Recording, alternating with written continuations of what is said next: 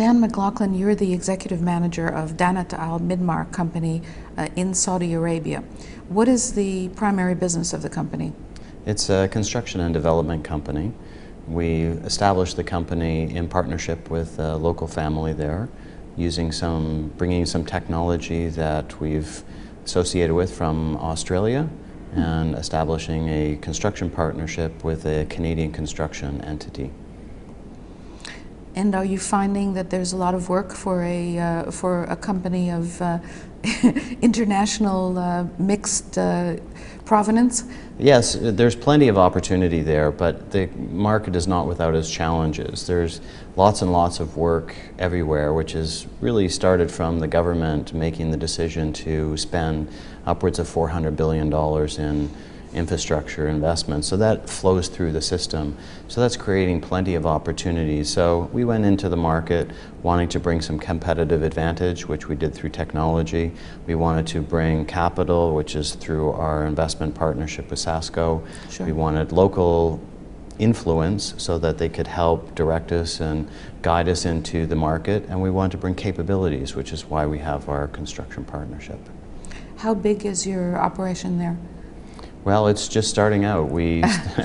I moved there full-time in January.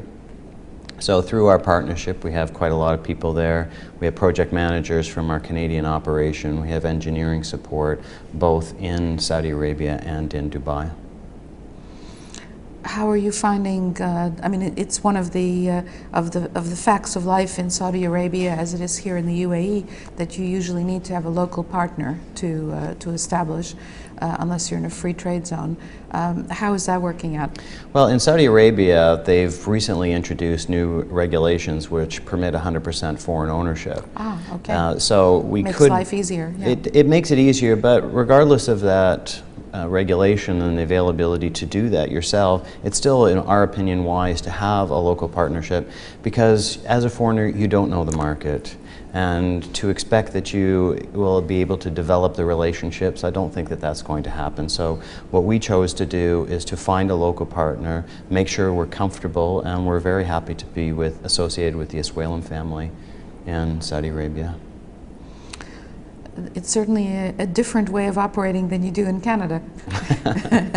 Well, you know, actually in Canada, if somebody was to come from a foreign country and want to set up a business there, they'd be smart to work with a Canadian company. Absolutely, yeah. Because as a Canadian, I know where to go, how to get things done, and the way things actually work. And the same applies to any country in which you're going to be doing business.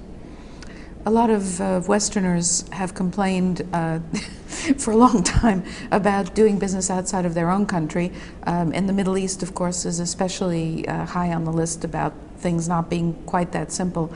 Has that been your experience?